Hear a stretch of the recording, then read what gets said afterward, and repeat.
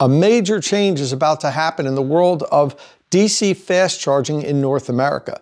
And that's because in a matter of weeks, Tesla is going to open up its vast supercharger network for non-Tesla electric vehicles to use.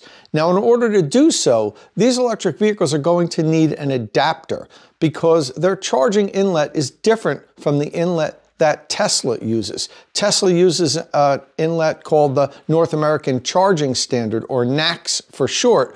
Most electric vehicles today use an inlet called CCS1, or the Combined Charging System 1. So in order to access the Tesla superchargers, these non-Tesla electric vehicles are going to need an adapter that's called NACS to CCS1. A few months ago, I interviewed the CEO of the first company to announce that they would be selling one of these NACS to CCS1 adapters. Now, we learned a lot about the adapter, but there were definitely some lingering questions about specifications and build quality. But that was just a prototype that we were looking at during that interview.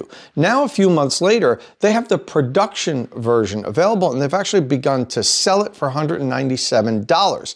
They've made a lot of improvements. So I invited the CEO back on State of Charge, and he agreed to bring along one of his engineers that worked on the development of this adapter so he can explain the improvements and, quite honestly, perhaps help you decide if this is the adapter you want to buy to have supercharger access.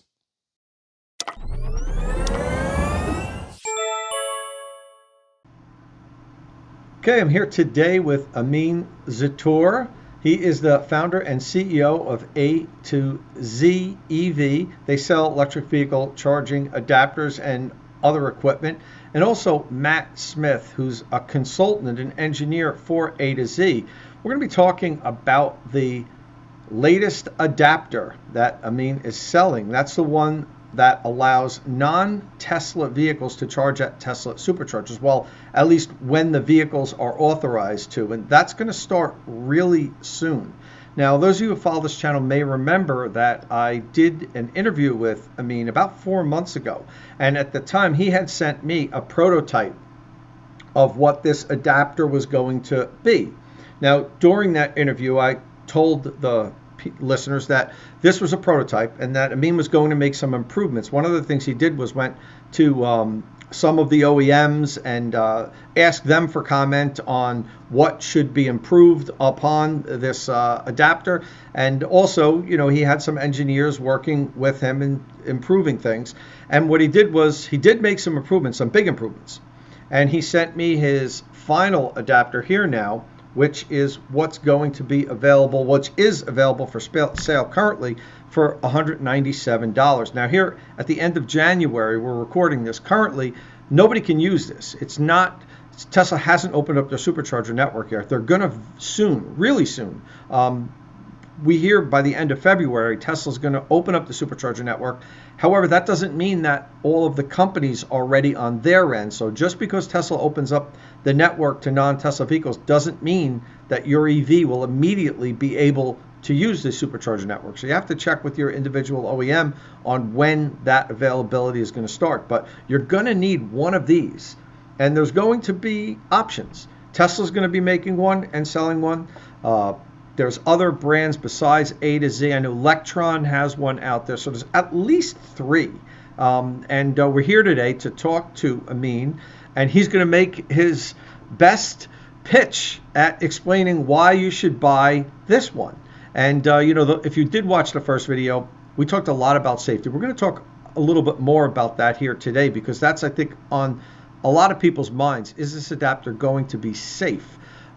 So, Amine, let's first start off with, tell us a little bit about A2Z, your company, and then we'll go into the changes, the upgrades you made from that prototype I had 4 months ago to the one you're selling now.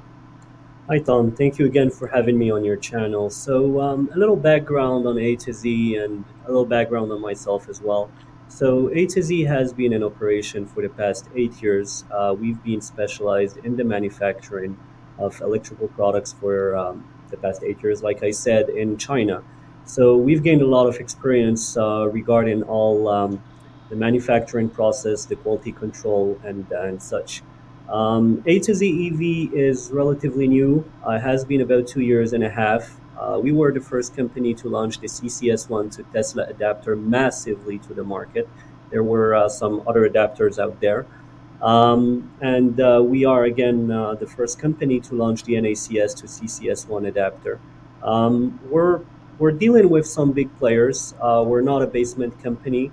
Our factory is in China. We own shares of that factory. We participate in the development and the continuity of the factory as well by investing in testing equipment and in research and development. Okay.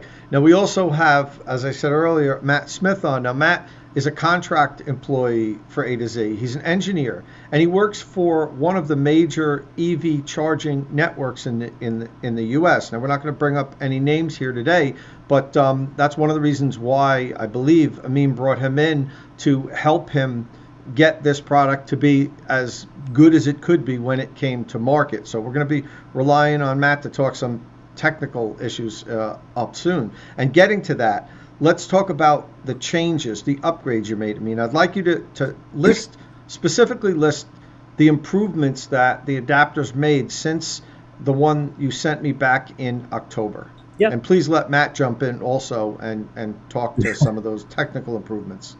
Definitely. So since we talked and way before that as well, we knew we didn't have a finished product. We advertised it because we wanted to get visibility and we wanted to see if there was any need for this adapter on the market. I was never satisfied with the adapter. We revamped the adapter so many times. Up to last month, we were still improving it because we wanted the adapter to be close to perfection and to be as safe as possible for customers. The first improvement we made is the V0PA66 external casing, making this adapter flame retardant. Then we added an aluminum latch, making the adapter as future-proof as possible. Then we added the silver-plated DC pins inside, which are plated then bonded.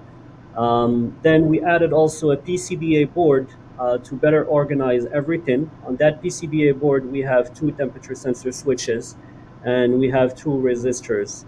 And everything is well organized. Everything is put more safe on that PCBA board. What else I can add? High impedance DC pin sleeves as well within the adapter. And finally, the touch-proof terminals and the Y-shaped separator here for the DC pins. Now, there's another change you didn't mention. One of the things, I'm sorry, Matt, I'll let you talk in 1 second. The locking mechanism on the bottom, one of the things that I had a problem with on your first iteration was that there was nothing on there that would trigger, that would shut off the charger. If somebody unlocked it, they could unpull it hot. And I saw that as a major problem, but you've corrected that. We've corrected it. Right before we were speaking, it was a subject that we had within our engineers in China and with Matt as well. And we've decided to add a switch here that would trigger PP, the PP line on the circuit. So basically, if the adapter is on the open switch, the PP line is cut. It's not open, so the current cannot pass through the adapter, and there's no communication between the vehicle and the adapter and the EVSE. Not the adapter, between the EV and the EVSE. So once you lock the adapter, then the line is continuous, the PP line is continuous, and you are able to use the adapter. And also one last, yes, go ahead, Matt. That's what I was going to mention is working with A2Z has been surprising. When I first got the same first revision you had, I had the same feedback. But what surprised me is I had a list of the problems that were there. I saw some ways things were implemented that were like, that could be a problem. You could unplug that hot, and here's how you could fix it. And when I said, here's how you could fix it, I was blown away. Like 2 weeks later, I had another sample in my hand that had the problems fixed. It was really kind of amazing that I even had some mechanical improvements, and those were prototyped and made almost like breakneck speed. So yeah, they're very serious about taking these things, seriously. Breaking procs in particular was a change I suggested, because you don't want to manipulate the control pilot at all. Like, it's a digital signal, and the station and the car need to have synchronized digital communication at all times. Even in case of an emergency, they're supposed to tell each other, I'm shutting down. If you break the control pilot, they can no longer say that I'm shutting down. They just, all the digital communication just breaks suddenly. But if you break control pilot, or not control pilot, if you break proximity, that's a signal seen by both sides. And that's the difference between AC charging and DC charging. DC charging is incredibly sensitive about all the signals. So if you break the proximity, I think in our case, we're actually not breaking it, but we're making it look like the button is pressed. But if you press that button, it stops immediately. So any case of any problem, you break proximity and it shuts charging down. This video, as well as all of the videos here on State of Charge, is sponsored by Qmerit. Once I've helped you decide which electric vehicle charger you're going to buy, then follow the link in the description of my videos and have Qmerit install it. And one last change that I forgot to mention as well is the full installation using material, a substance. It's organosilicon, it's the common name. So that installation is, first of all, to make sure we heat dissipate everything. Second of all is we make sure that the wires are separated from the DC pins. There's no contact whatsoever. And that also makes the adapter super solid. I dare anyone to take a hammer and try to smash it. It's going to take you a while before you break it. We've actually done a drive test, a drive over the adapter with a vehicle, and it doesn't break. So we've made sure that the adapter is very solid and there's no risk whatsoever on safety. Another thing I brought up was material composition. So, copper is commonly used to transfer a lot of power, but if you put plain copper out in the environment, it'll oxidize. And if you get oxidized copper and you just straight plug it together, well, you're going to get a worse connection over time. So as well as the copper, you have to see how it's manufactured and how it's plated, what coatings are used. So I brought that up as well. Okay, now, I mean, one thing you didn't mention, I think you're forgetting some of the upgrades you've made. If you remember, the original one was rated at 300 amps. And yeah, the new one can allow a lot more to pass through. Could you talk a little bit about that, that upgrade? Yeah, definitely. Sorry. So basically, the initial version, we underestimated the capacity of the adapter. The adapter is 100% passive. It can allow basically any current given to the adapter. We have to remember that the EVSE and the vehicles have temperature sensors on the DC pins, so it's constantly monitored. So if the adapter overheats, the EVSE is going to give less power and the vehicle is going to ask for less power. Now, regarding our testings, the adapter was continuously supporting over 500 amps, and we've had an overboost reaching up to 696 amps. And the temperatures of the DC pins never exceeded 37 Celsius degrees. And we've measured also the internal temperature, which was acceptable as well, way below our temperature sensors, which are set to 85 Celsius degrees. So that's why we decided to rate the adapter up to 500 amps. And that's pretty much it regarding that. How about higher voltage chargers like Tesla's V4 superchargers? They're really not out there yet. We don't have 1,000-volt ones out there yet. They're going to come eventually, we assume. How is this going to perform on a hypothetical V4 supercharger that can deliver up to 1,000 volts, and somebody comes in with a lucid air and that can pull over 900 volts? How is it going to perform? How much power can pass through it? For how long? Will it immediately derate? How's that going to work? Well, I'll take that. That's a factor of, so voltage is pressure. It's how much the electricity wants to jump a gap, basically. So voltage is a factor of insulation. And since this adapter is really well insulated, it's got big gaps between the positive and negative. It's well insulated for 1,000 volts.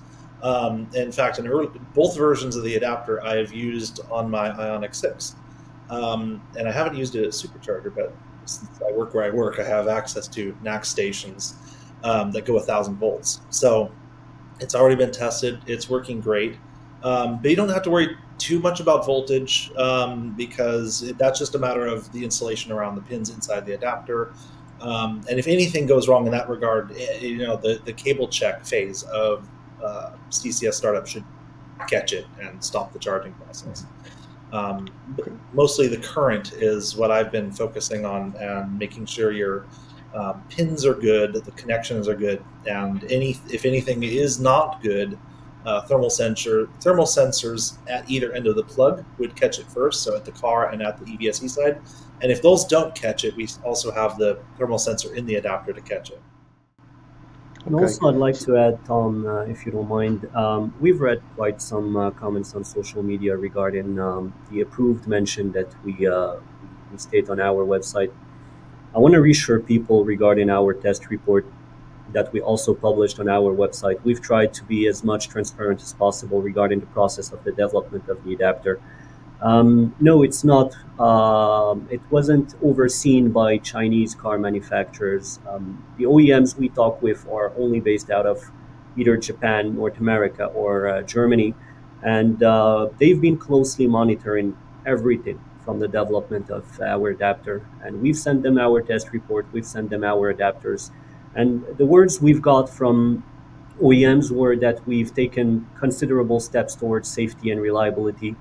And I think that we are doing as much as we can to show the world that we are taking safety very seriously. Okay. Well, as you know, we brought this up on the last interview, and one of the things that I thought was a point to be concerned about, not necessarily that your adapter wasn't safe, but we know the large networks here in the U.S. have quote unquote banned the use of non-OEM approved adapters, third-party adapters they call them. Now the thing about that is they can't enforce it.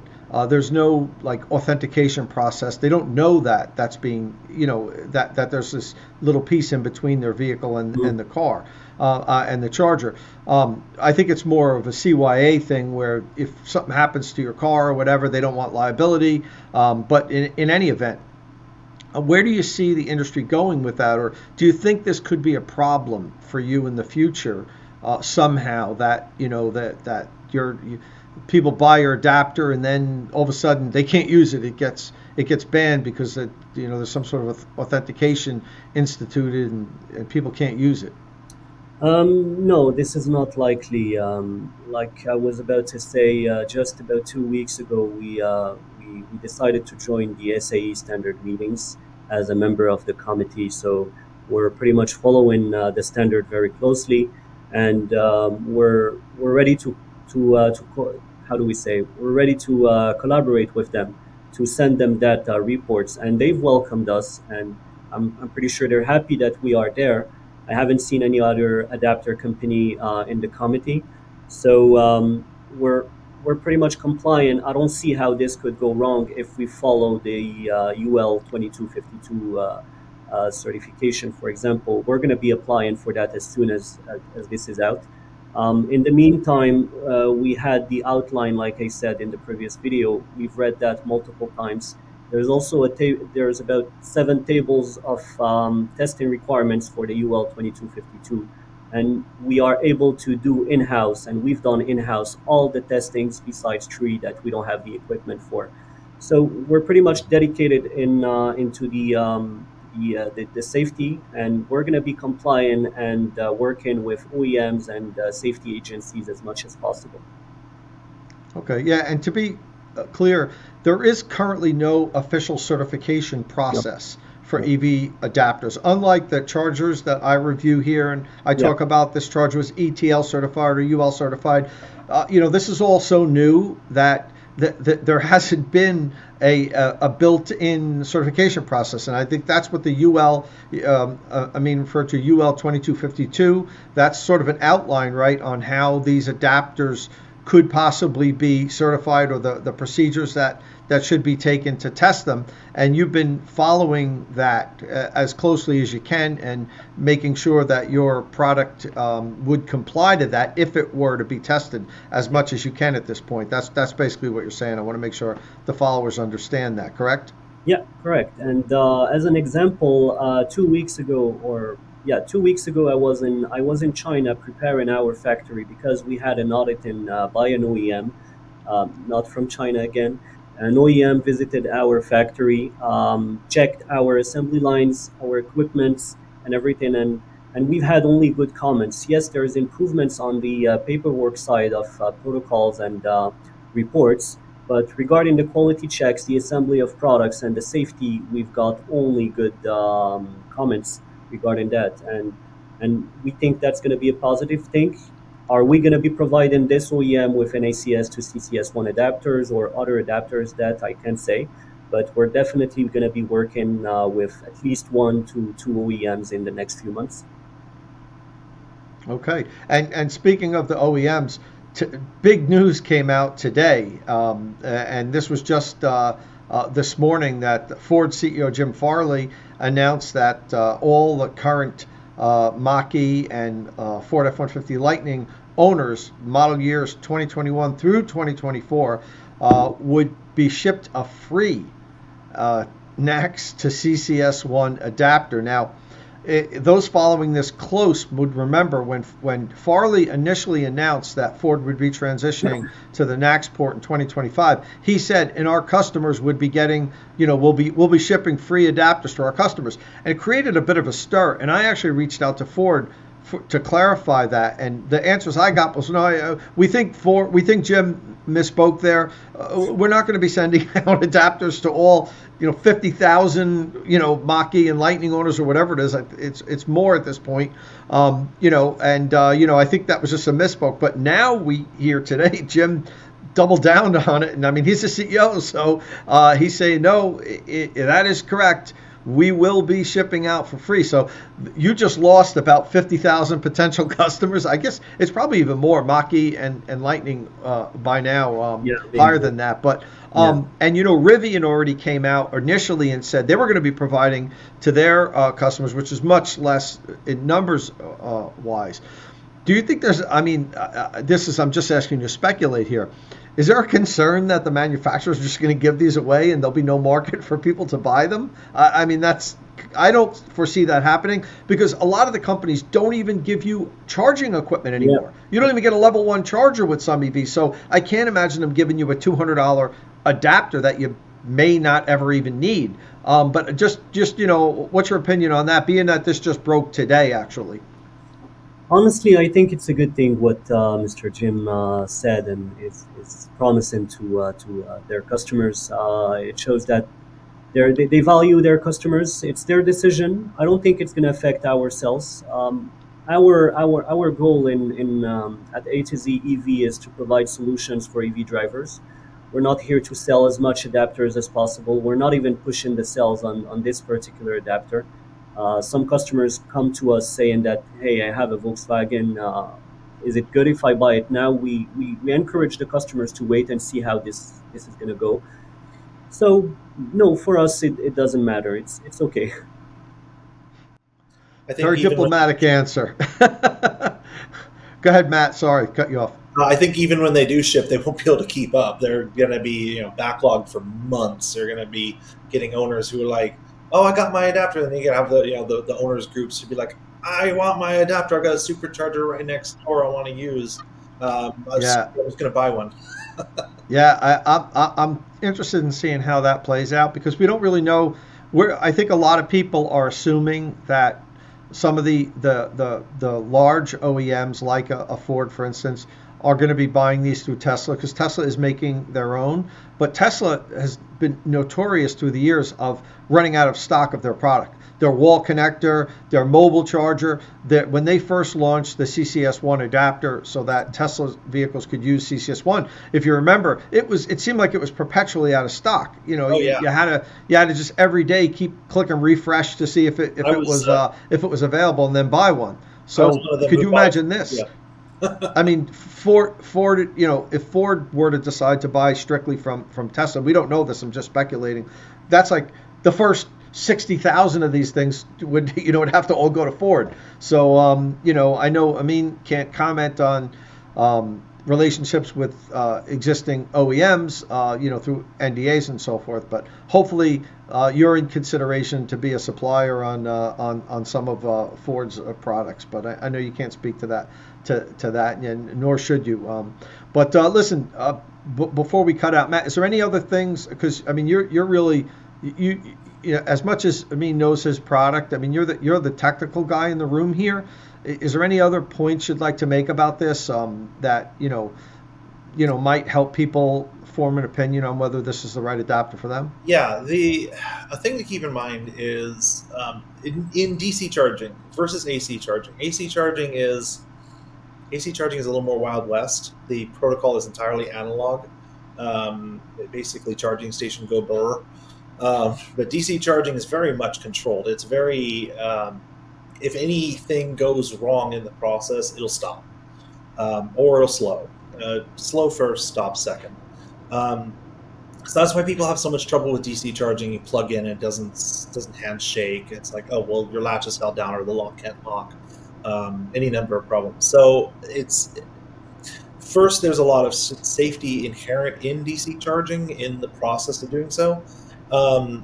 Second, adapters wear out just like cables do. So I've seen more damage caused to things by cables in stations than I've ever seen adapters. So it's just I think we're entering a very interesting time. But knowing even my knowledge of this, you know, everybody's knowledge of these processes is evolving, especially as we're entering this new NACS era. And everything that's going forward looks more and more safe to me. So there's not a lot to worry about. I think you're pretty good and golden. But A2Z definitely has their act together, I think. Okay. Well, that's really why we're here today. And I want to remind the viewers, this isn't my official endorsement to go out and buy an A to Z adapter. Okay, I'm here, and I allowed Amine and Matt the opportunity to talk about this adapter, to explain why they believe it's a good and safe adapter. I'm not telling people to buy it. I'm not telling you not to buy it, because quite honestly, we've never been able to use it. I've never been able to test this adapter yet. It's not available yet. I have it as soon as my Ford Lightning or my Rivian R1S or my Chevy Bolt EV get certified to use it. I'll be there testing the hell out of it, and I'll also have the competing adapters. I'm going to have all of them by the time this starts, including the original one that Ford sends out. So you know, we need to do a lot of testing. I'm going to test the hell out of these things, use them continuously, have a thermal thermometer on it, and just you know, even though I'm not an engineer, I could kind of form my own opinion on whether this is worthy to purchase. But everything that I've talked to, and part of the reason why I've given Amine, now this is the second opportunity to be here on State of Charge, is because we've talked at great length about safety and the things he's done to try to make sure that this is a very well built, robust, and safe adapter. There's other companies that have reached out to me that I won't give them the airtime, because I don't believe that they are really taking safety and robust construction seriously. That said, I will be having soon on State of Charge a competitor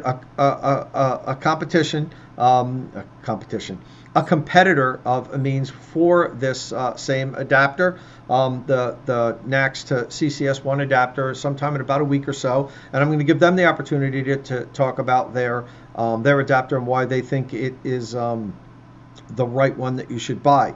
I want to thank Amine. I want to thank Matt for coming on here today. There is a link in the description of this video if you do decide that you want to purchase this adapter. You can go straight from that link and buy it from Amine's website. And if you have questions about this that we didn't talk about here today, please leave them in the description of the video.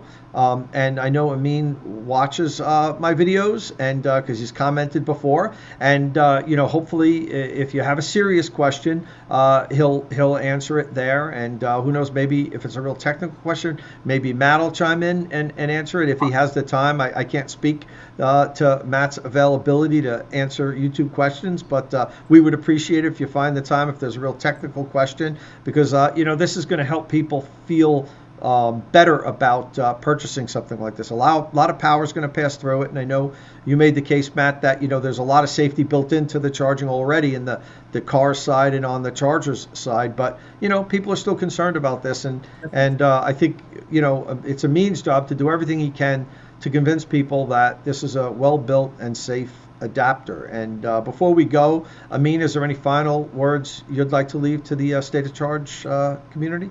Definitely. One last thing is we have engineers back in this adapter, and we have a real team. You can reach out to us. We have a phone number. We reply to emails within 30 minutes. So if anybody has a technical question, any concerns, feel free to reach out to us. Anyone on the team will be able to answer your technical questions, and we'll be more than happy to reassure you regarding that. Okay, well, with that, we're going to wrap things up, guys. Thanks a lot for coming on. This is perhaps not the last time that we'll have a discussion, because we're at the very beginning, the bleeding edge of these NACS to CCS1 adapters, and I'm sure there's going to be a lot of other issues and topics for us to cover. But thanks for coming on today. I really appreciate it. Thanks to you. Thank you very much. And once again, I'd like to thank Amine and Matt for coming on. This was very informative. We learned a lot about the adapter here today. There's another point I'd like to bring up. Now, this adapter will not work on AC charging stations like Tesla destination chargers. It's only a DC adapter. I think all of these NACS to CCS1 adapters are going to be strictly DC. They won't be able to charge on AC chargers also. And they're not limited to use on superchargers.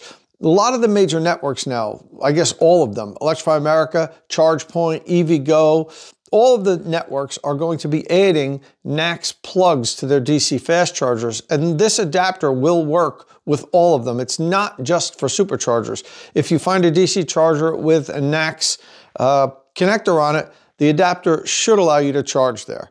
Listen, if this is your first time here at State of Charge, please don't forget, hit that subscribe button and ring the notification bell so you don't miss any upcoming electric vehicle news and reviews. And as always, thanks for watching.